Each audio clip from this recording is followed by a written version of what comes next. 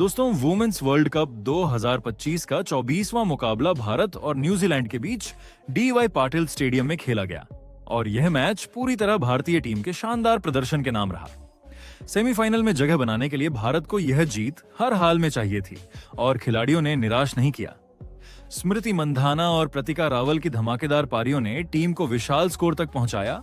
वहीं गेंदबाजों ने शानदार प्रदर्शन करते हुए न्यूजीलैंड को पूरी तरह बैकफुट पर धकेल दिया। जी हां, इस वीडियो में हम आपको इस मैच का पूरा हाइलाइट्स बताएंगे, तो वीडियो को अंत तक जरूर देखें। और अगर टीम इंडिया के फैन हो तो वीडियो को एक लाइक जरूर करें। इस वीडियो का लाइक टारगेट है 1000 लाइक। दोस्तों, वुमेन्स वर्ल्ड कप 2025 का 24वां मुकाबला भारत और न्यूजीलैंड के बीच डीवाई पटेल स्टेडियम में खेला गया। सेमीफाइनल में क्वालिफाई करने के लिए भारत को यह मैच जीतना जरूरी था। टॉस में जीत न्यूजीलैंड की कप्तान सोफी डिवाइन को मिली और उन्होंने पहले गेंदबाजी करने का फैसला किया। उनकी यह रणनीति शुरुआत में सही लग रही थी, लेकिन जैसे जैसे मैच आगे बढ़ा, यह फैसला पूरी तरह भारत के पक्ष में बदल गया। भारतीय टीम के लिए ओपनर्स स्मृति मंधाना और प्रतिका रावल ने शुरुआत से ही न्यूजीलैंड गेंदबाजी पर दबाव बनाना शुरू कर दिया। पहले 4 ओवर शांतिपूर्ण रहे, जहां मात्र 6 रन बने, लेकिन इसके बाद मैदान पर जैसे भारतीय बल्लेबाजों ने आग लगा दी। मंधाना और रावल ने अपनी शानदार टाइमिंग और शॉट्स से न्यूजीलैंड की गेंदबाजी को पूरी तरह दबा दिया। 5वें ओवर में प्रतिका रावल ने रोजमेरी मेयर की गेंद पर 2 शानदार चौके जड़े। इससे टीम इंडिया की रन गति बढ़ गई और मंधाना ने भी अपने बल्ले का जलवा दिखाना शुरू किया। उनकी कवर ड्राइव और लॉन्ग ऑफ पर शॉट्स ने फील्डिंग टीम को हिलाकर रख दिया।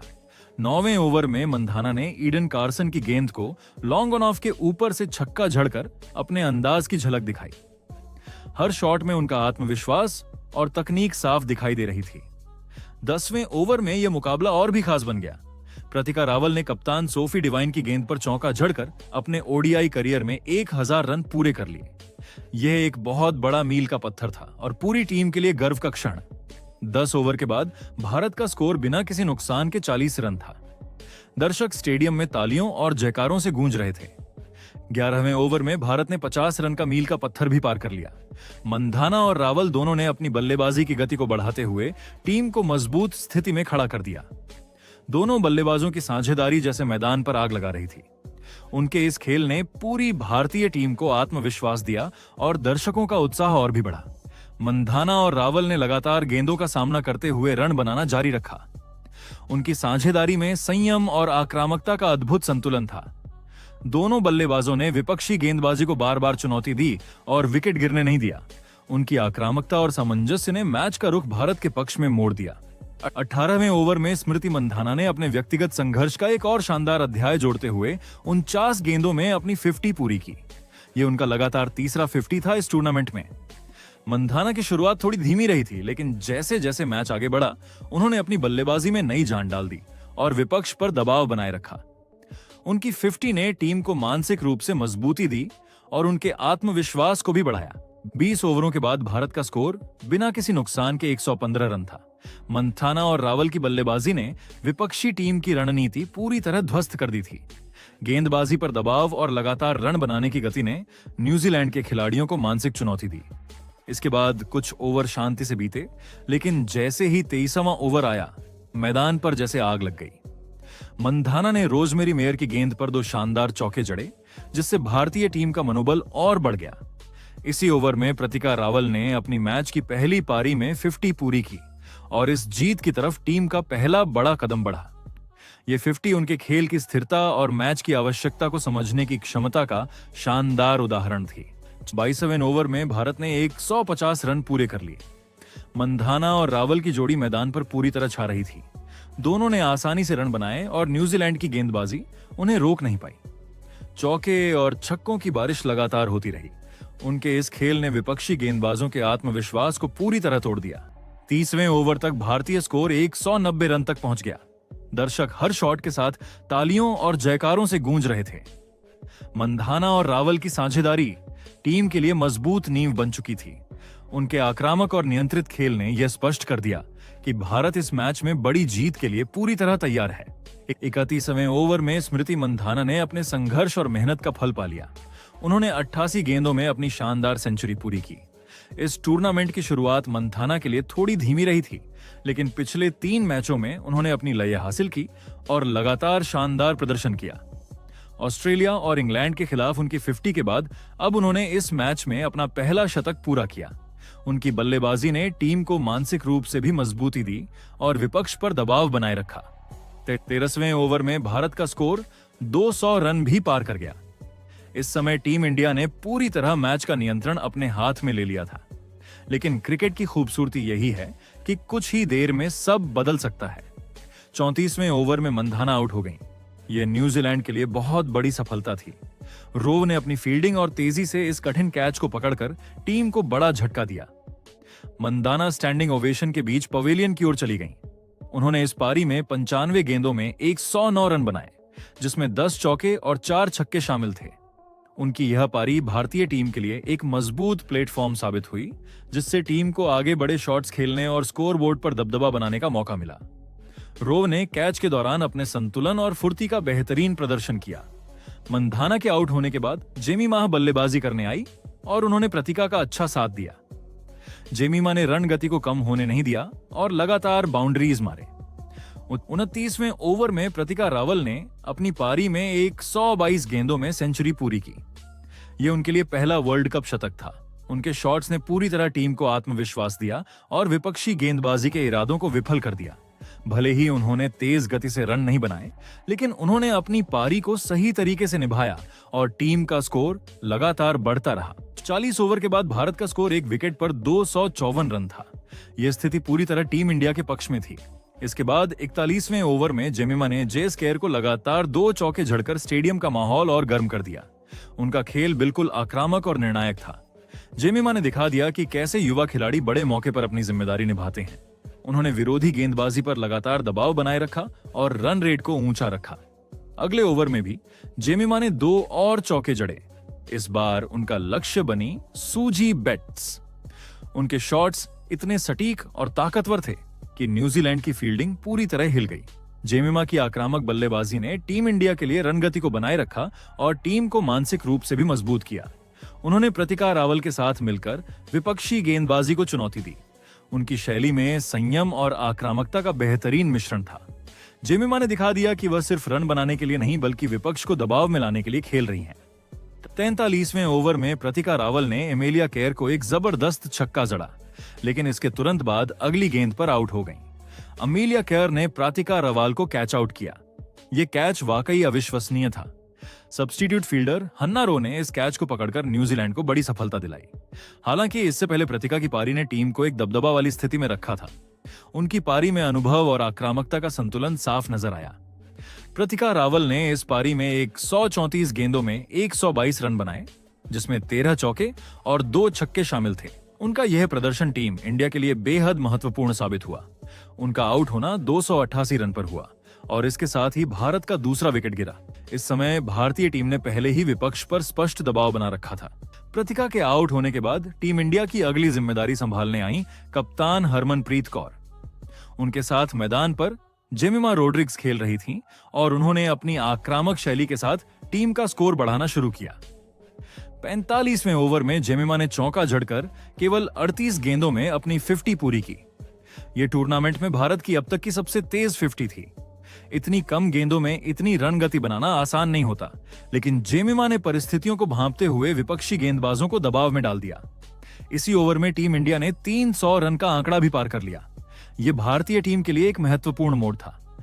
64वें ओवर में जेमिमा ने फिर विपक्षी गेंदबाजी को चुनौती दी। उन्होंने एडन कार्सन को लगातार 3 चौके मारे और स्कोरबोर्ड पर तेजी से रन जोड़ते हुए टीम को सुरक्षित स्थिति में पहुंचाया। जेमिमा की आक्रामकता और मानसिक स्थिरता दोनों ने टीम इंडिया को आगे बढ़ाने में मदद की, लेकिन क्रिकेट में कभी-कभी हालात अचानक बदल जाते हैं। 48वें ओवर में बारिश ने खेल को रोक दिया। उस समय टीम इंडिया का स्कोर 2 विकेट पर 329 रन था। जेमिमा रोड्रिग्स 51 गेंदों में 69 रन बनाकर नाबाद थीं, जबकि कप्तान हरमनप्रीत कौर ने 10 रन बनाकर पारी संभाल रखी थी। भारत ने इस तक का स्कोर अपने आक्रामक और संतुलित खेल की वजह से हासिल किया और विपक्षी टीम को पूरी तरह दबाव में रखा। बारिश रुकने के बाद जब मैच दोबारा शुरू हुआ तो ओवर्स में थोड़ी कटौती कर दी गई और मुकाबले को 49 ओवर प्रति पारी का घोषित किया गया। टीम इंडिया के पास खेलने के लिए केवल 1 ओवर बचा था। बल्लेबाजी करने उतरी जेमिमा रोड्रिग्स और हरमनप्रीत कौर ने इस आखिरी ओवर में कोई कसर नहीं छोड़ी। दोनों ने मिलकर तेजी से रन बटोरे और उस 1 ओवर में 11 रन जोड़ दिए। इस तरह टीम इंडिया ने अपनी पारी 49 ओवर में 3 विकेट पर 340 रन बनाकर खत्म की। एक शानदार और विशाल स्कोर।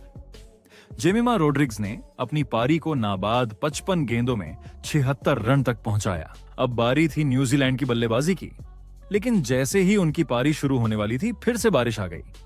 खेल कुछ देर तक रुका रहा और मैदान दोबारा सुखाए जाने के बाद मैच को और छोटा कर दिया गया। अब 44 ओवर का लक्ष्य तय किया गया।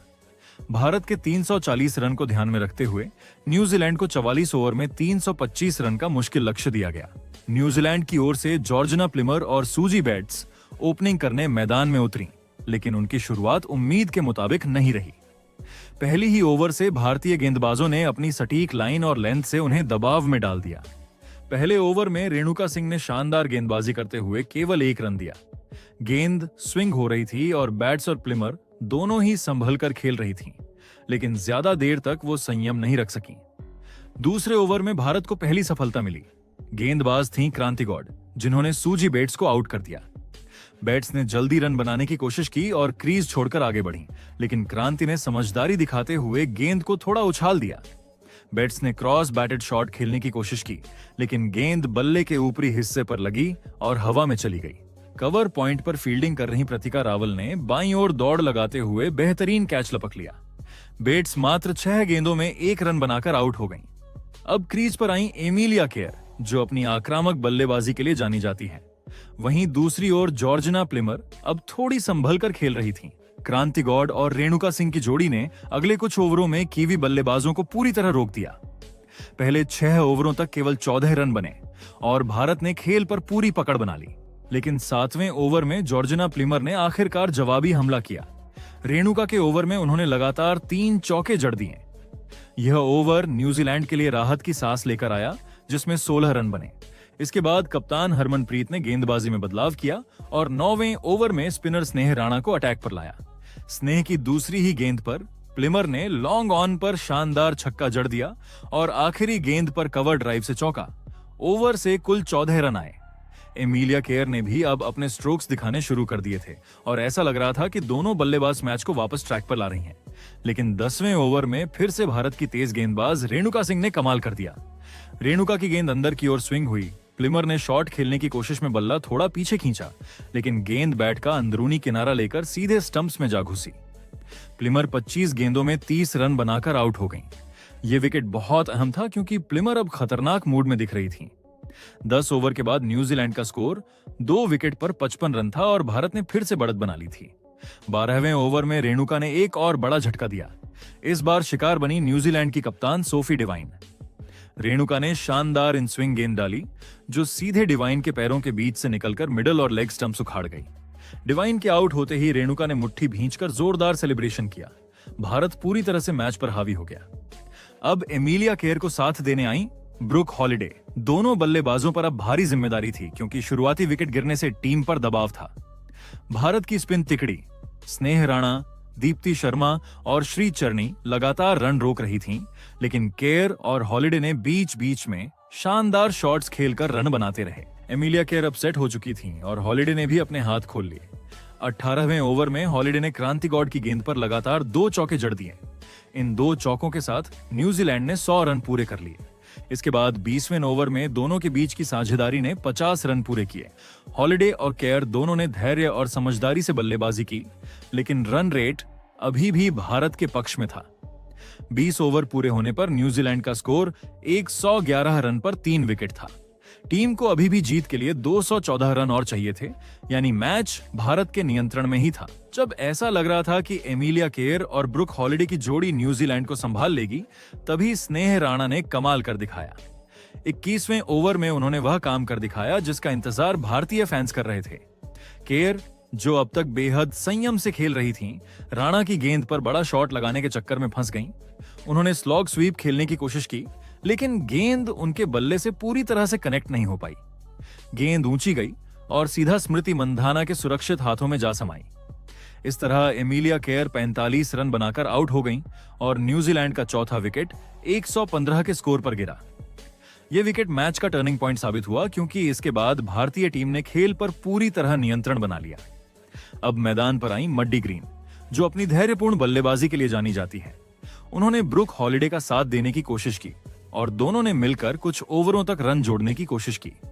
हालांकि भारतीय गेंदबाजों ने अपनी लाइन और लेंथ में कोई डील नहीं दी।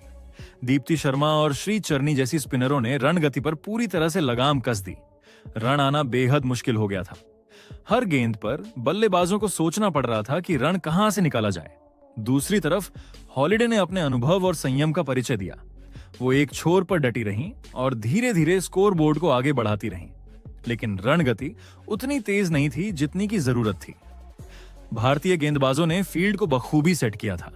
हर गैप पर फील्डर मौजूद और हर ओवर में सिर्फ 3 से 4 रन ही निकल पा रहे थे। 25वें ओवर तक न्यूजीलैंड का स्कोर 140 के आसपास पहुंचा, लेकिन रन रेट अब 10 से ऊपर चला गया था। फिर आया 28वां ओवर और यहां से मैच पूरी तरह भारत की मुट्ठी में चला गया। कप्तान हरमनप्रीत कौर ने एक शानदार रणनीतिक बदलाव किया। उन्होंने पार्ट टाइम गेंदबाज प्रतिका रावल को गेंद थमाई और रावल ने कप्तान के फैसले को बिल्कुल सही साबित कर दिया। उन्होंने अपनी पहली ही गेंद से ग्रीन को चौंका दिया। ग्रीन ने बड़ा शॉट खेलने की कोशिश की, लेकिन वह शॉट टाइम नहीं हो सका। गेंद ऊपर चली गई और क्रांति गौड़ ने शानदार कैच लपककर न्यूजीलैंड की आखिरी उम्मीद को भी तोड़ दिया। ग्रीन 18 रन बनाकर आउट हुई और न्यूजीलैंड का 5वां विकेट 154 के स्कोर पर गिरा। अब मैदान पर सन्नाटा था, जबकि भारतीय फैंस के चेहरों पर खुशी झलक रही थी। 30वें ओवर तक स्कोर पहुंचा 5 विकेट पर 159 रन और जीत के लिए अब भी 166 रन चाहिए थे, सिर्फ 84 गेंदों में। मैच अब लगभग भारत के पक्ष में झुक चुका था। हालांकि ब्रुक हॉलिडे अभी भी डटी रहीं। उन्होंने हार नहीं मानी और अपनी लय बनाए रखी। आखिरकार उन्होंने 60 गेंदों में अपनी शानदार अर्धशतक पूरी की। उनकी इस पारी में धैर्य, क्लास और संघर्ष तीनों दिखाई दिए।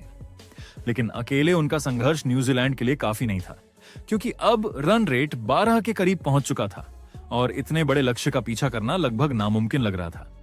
इस बीच हॉलिडे का साथ देने आई इसाबेला गेज, जिन्होंने शुरुआत में कुछ समय लिया, लेकिन फिर धीरे धीरे हाथ खोलने लगीं। दोनों बल्लेबाजों ने आखिरी उम्मीद के तौर पर रन गति बढ़ाने की कोशिश की, लेकिन भारतीय गेंदबाज किसी भी तरह का मौका नहीं दे रहे थे। फिर आया 35वां ओवर, जब इसाबेला गेज ने दीप्ति शर्मा पर अटैक करने की ठानी। उन्होंने लगातार 2 शानदार चौके जड़े और कुछ देर के लिए न्यूजीलैंड के डगआउट में थोड़ी राहत दी। इसके बाद उसी ओवर की आखिरी गेंद पर हॉलिडे ने शानदार लॉन्ग ऑन के ऊपर छक्का लगाकर न्यूजीलैंड के 200 रन पूरे किए। हालांकि यह छक्का भी मैच की दिशा नहीं बदल सका, क्योंकि भारत की गेंदबाजी इतनी सटीक और योजनाबद्ध थी कि रन रेट लगातार बढ़ता गया। हर ओवर के साथ दबाव न्यूजीलैंड पर हावी होता चला गया।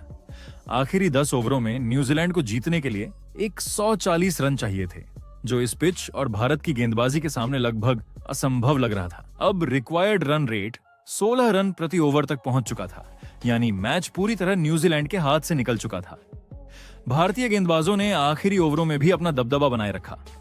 दीप्ति शर्मा, स्नेह राणा और श्री चरनी ने इतनी सटीक गेंदबाजी की कि कीवी बल्लेबाज रन के लिए जूझती रहीं। हरमनप्रीत की कप्तानी में भारत ने रणनीतिक तरीके से खेल को कंट्रोल किया और अंत में इस मुकाबले को बड़ी आसानी से अपने नाम कर लिया।